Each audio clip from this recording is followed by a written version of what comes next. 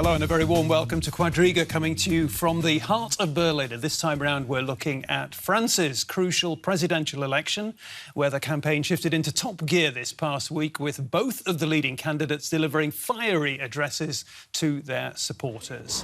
Marine Le Pen of the far-right Front National hopes to capitalise on the anti-establishment mood that led to the Brexit vote in the UK and the election of Donald Trump in the US.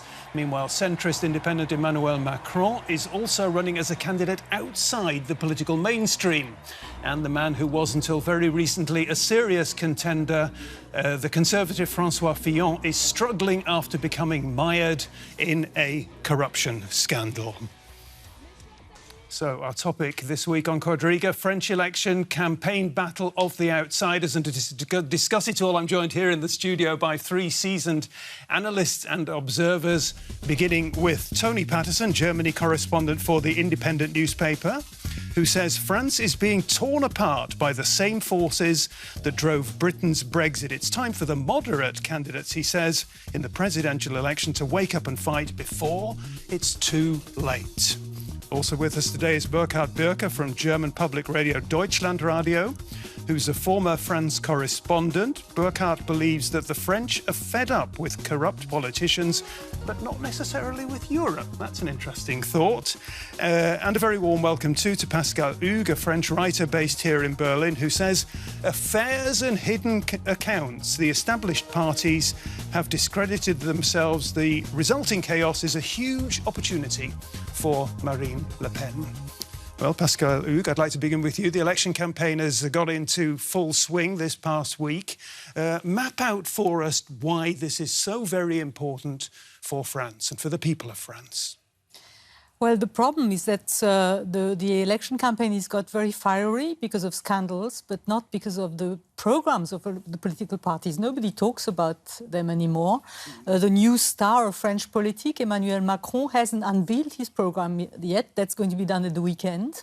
The main candidate, who everybody thought 2 weeks ago would probably win the election, François Fillon, is embroidered in a scandal. He's a very moral man. He's always been criticizing French politics for being corrupt, and now he's as well touched by a scandal.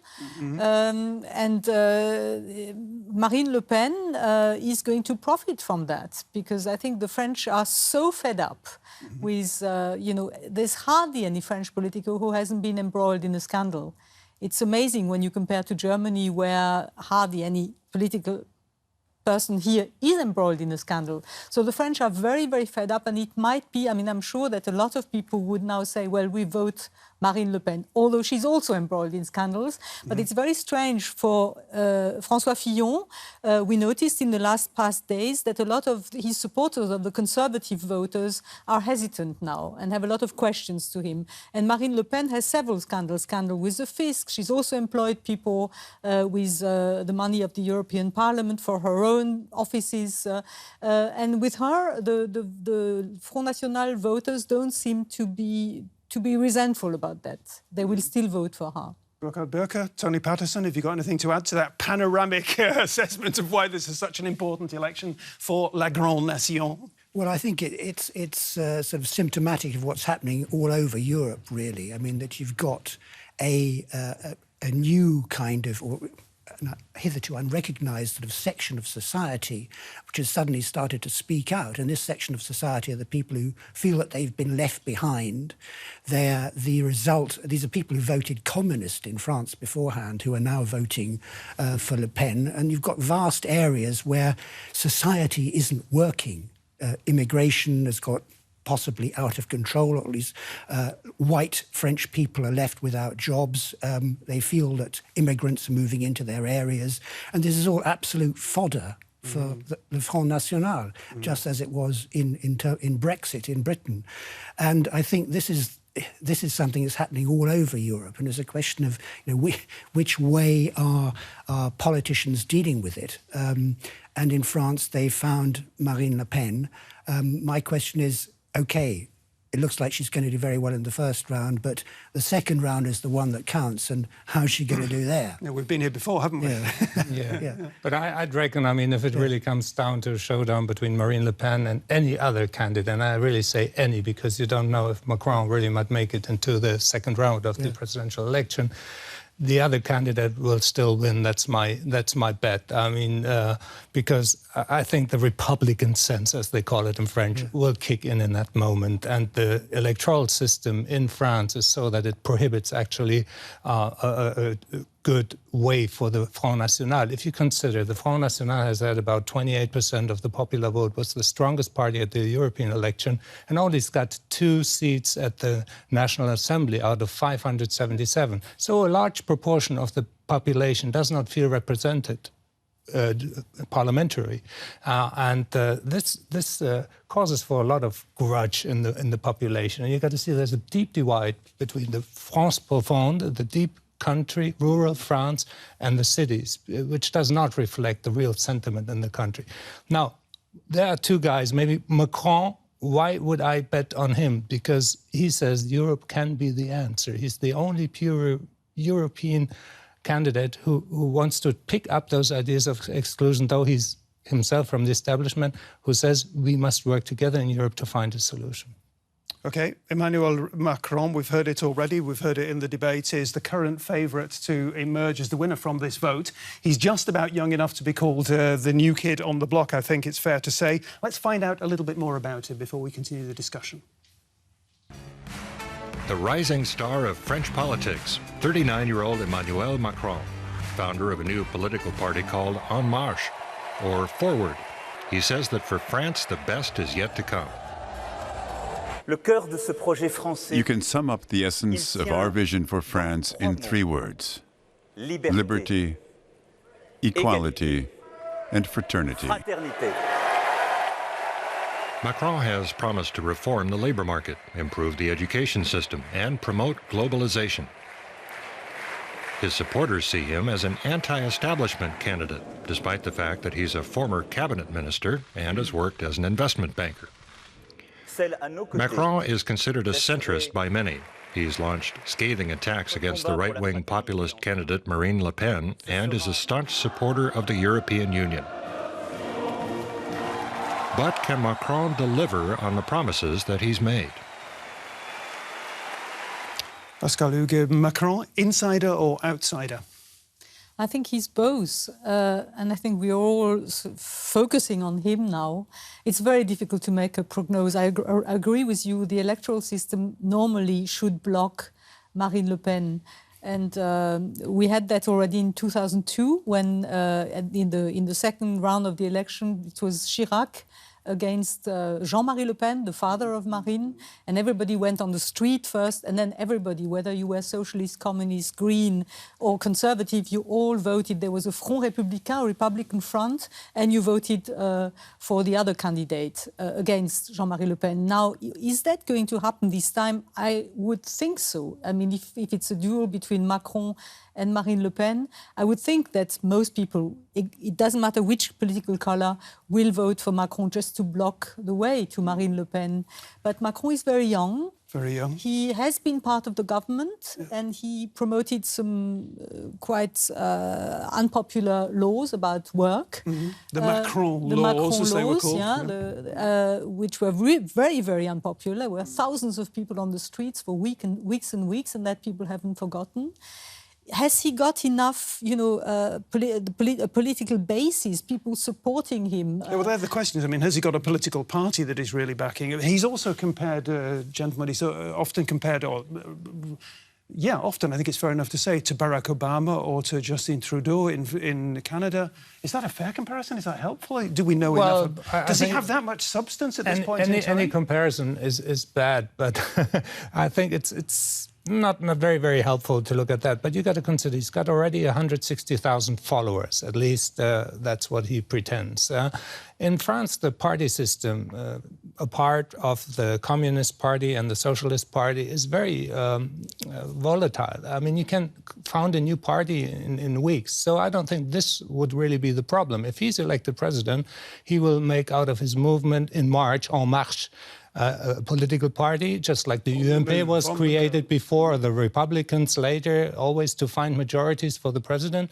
So I don't think this would be the major problem. The problem is that he comes from the establishment and pretends to be an anti-establishment candidate. But any of the candidates, Mélenchon from the left, Hamon from the Socialist Party, Marine Le Pen, they all say they're against the system. Even Fillon says he's against the system, and they mean different things. Fillon means the bureaucracy, and Marine Le Pen means the establishment of the traditional parties, socialists and Republicans, or UMP before. So it's a slogan to be against the system in France. I think another thing is, but in Le Pen's favour, is that the fact that the party's undergone a makeover since they got rid of Jean-Marie Le Pen. They've got rid of all the sort of anti-Semitic stuff that they had with him, or at least ostensibly. They've had this new, the person behind the throne, Philippot, who has been the mastermind behind this new face of the Front National, which has made the party perhaps appeal a bit more to a wider spectrum of voters. And then I think possibly that the fact that the party is really sort of moving, really addressing the problems of this so-called underclass that's developed across Europe in a lot of societies, that's helping it. I think that's sort of. The other factor is, I think, that what may play against her is the fact that the socialist candidate Hamon may take away some of the vote that may go to Le Pen. Let me just pick up on another point that Burkhard made, because I'd like to hear what you have to say coming from your perspective as the Germany correspondent of the independent newspaper. How important is it that Emmanuel Macron is forthrightly, is vigorously pro-European? Well, I think he's got to take on the anti-Europe rhetoric that Le Pen is delivering and face up against it. And this is one thing that hasn't happened in Britain, that the Labour Party has done so badly because it has had really no stance on this issue. So I think it's important that he does take a stand on Europe and address the positive things about the EU. Pascale, you're nodding.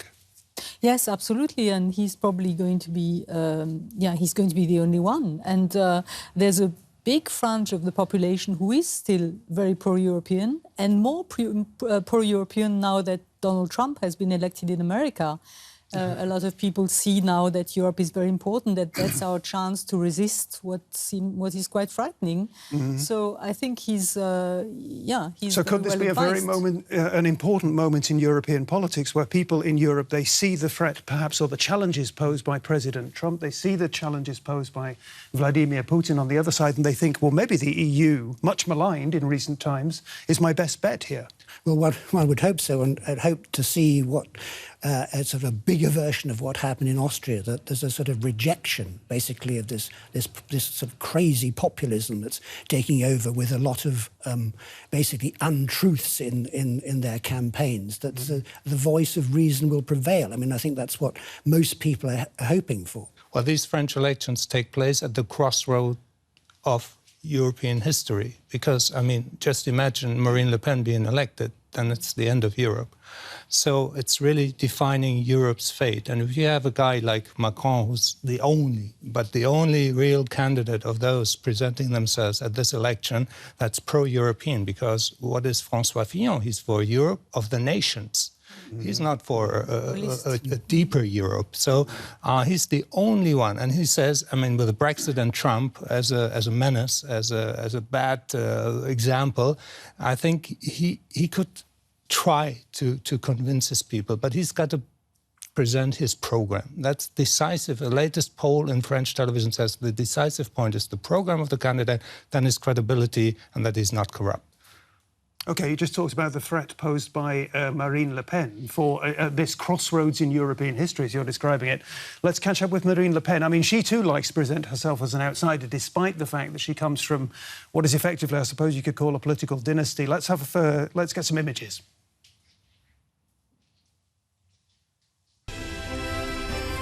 She believes that France is on the verge of collapse, and only she can save it.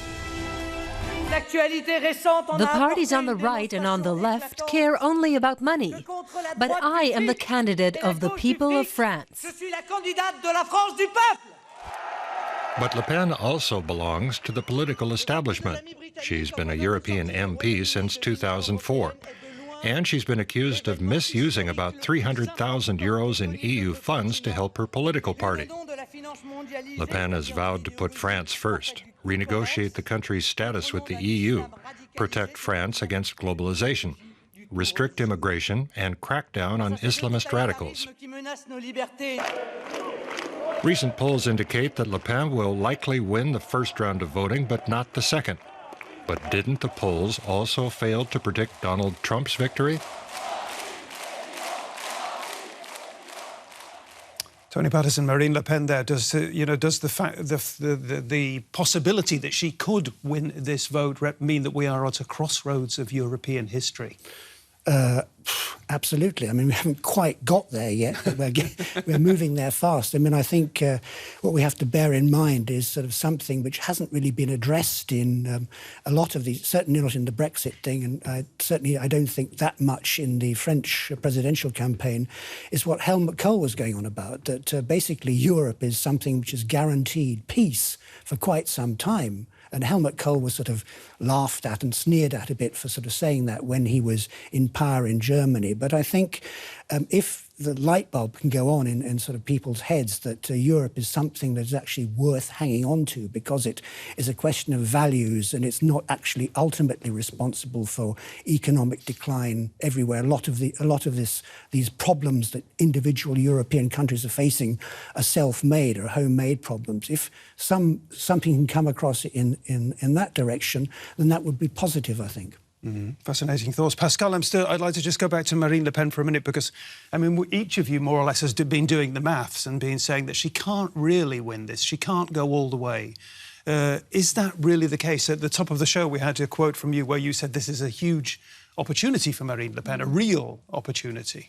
Well, as I said before, I think normally it's not possible. But we've been to so many surprises, you know, going to bed in the evening thinking, OK, everything is fine, getting up the next morning and it was Brexit. But at the moment for Macron, we have on the second round of voting Macron on 60-something%. Yeah. That's a huge margin. I really don't want to make... surprise here? Well, there's another scenario which you could picture. I mean, just imagine the two candidates from the left, Mélenchon and Hamon, would unite and say we only present one candidate, and the other becomes prime minister whenever the other one gets elected.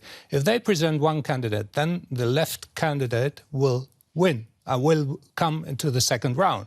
And if you have Hamon or Mélenchon against Le Pen, then I wouldn't bet. Yeah. Then I wouldn't bet that Marine Le Pen might not get through. So there's scenarios where she could really come to the presidency. But then again, you have the National Assembly election and the majority voting system in France will prohibit that the Front National will get the majority of parliamentary seats. So there's always a block. But I mean, this would be a scenario, as I just mentioned, if the left would unite, which I don't see. But if they unite, then there might be trouble ahead. And the important thing is which party is going to at last address the fears and the problems of the little French people, of the sort of normal French people. And is Macron not doing that? Is he not addressing those fears? Is he too much a man of business? Well, we don't know. He's going to unveil his programme soon, but he's going to, not as strongly as Fillon, but he's going to introduce reforms like Germany did 15 years ago. And these reforms are going to be very painful. And the French don't want to leave their privilege. You know, in France, people are in uproar because the age of retirement could be pushed from 60, 62 to 65. They find it impossible. They don't want to work 39 hours a week. They don't want, all these privileges. It's a country where the social system, the welfare system is still very generous. And to cut that, the candidate who wants to cut that is going to be punished. It's going to be very difficult. Tony Paterson, is there any kind of... a lot of people, when I've been talking to people this week about the debate that we're going to be having today, and a lot of people said to me, oh, that's interesting because there's a comparison to be made between Macron and the success he's having in France, the surge he's on, with Martin Schulz here in Germany, the former president of the European Parliament, who's giving Angela Merkel, suddenly it appears, a run for her money. Yeah. Both pro-European. Yes, both pro-European, but they've got actually to, I think, spell that out in much bigger terms. I mean, we know that in Germany that Martin Schulz is former president of the European Parliament and is pro-Europe, but he hasn't actually spelt it out for Germany, what it means.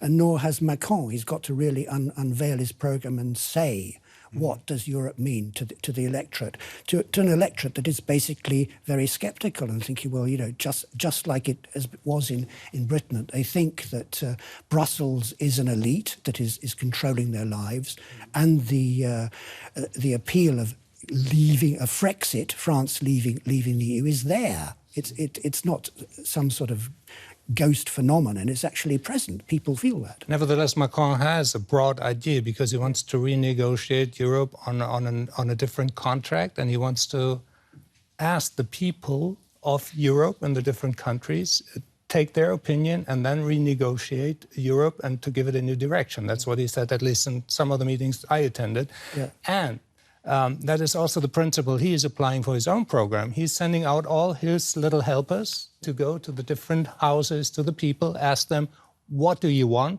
Where are your necessities? Why do you feel excluded? And from there, he pretends to write his program. We're going to be very curious which is going to be the program, as Pascale Hugues said, and the program will be decisive. He's aiming for the middle. He wants to break with his left and right. You're either at the right or you're at the left. He wants to break with that, whereas the left candidates, Marine Le Pen, are going to dispute, the frustrated people, the old working class that are out of jobs, that are afraid of losing with the globalization. He has another style as well. I saw him in Berlin a few weeks ago. He's young, he's enthusiastic. He hasn't got this sort of rhetoric that a lot of French politicians a little bit older have of speaking of La France in a sort of pathos.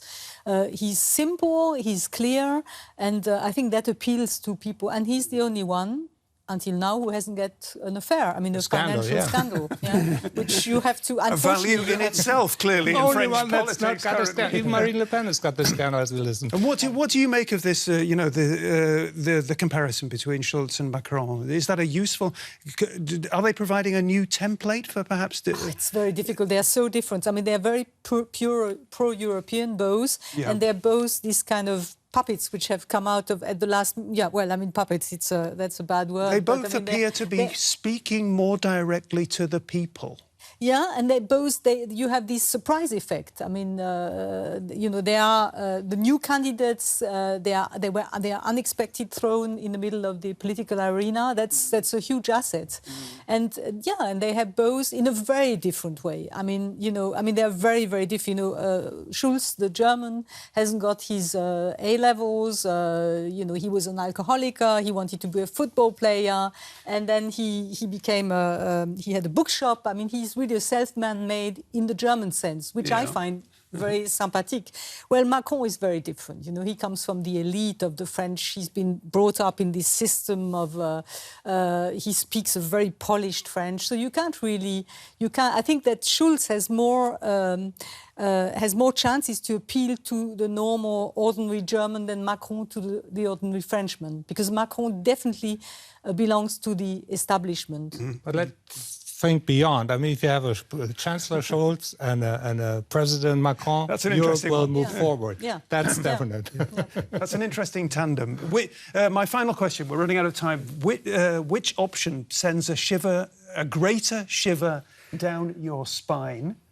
Marine Le Pen winning this presidential election in France, with all her divisive tendencies and her anti-European stance, or a man who's never been elected to public office before, all the unpredictability of Emmanuel Macron?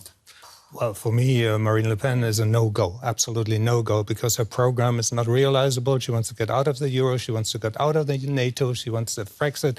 That's a no-go, and she's promising things she won't be able to keep. So Macron, definitely, he's something like the Grand Coalition in Germany. That's his policy, pro-European. That for me, that would be, if I was French, that would be the man I would vote for in that constellation, Marine Le Pen or him. OK. Me too, without the shadow of a doubt. And what we are talking about, Marine Le Pen being anti-European, but there's much worse. She's polished her discourse very much compared to her father, but they are anti-Semites. This is xenophobia, racism, keeping France for itself. I mean, the ideology behind her is very dangerous and very unpleasant, to say the least. So Macron, without the shadow of a doubt. We have 2 votes for Macron at the moment. Tony? Well, I think, obviously, I would agree with both of you. And I think another element comes in here that if she gets in, then the Franco-German alliance, which is the motivating power, the motor behind Europe, that's broken, seriously broken if she gets in. And that is going to mean that Europe is going to start to unravel. And that is something, a very dangerous prospect indeed. OK, thank you all for your insights on the French election campaign, outsider versus outsider. Come back next week if you've enjoyed the show as much as I have. Bye-bye and tschüss.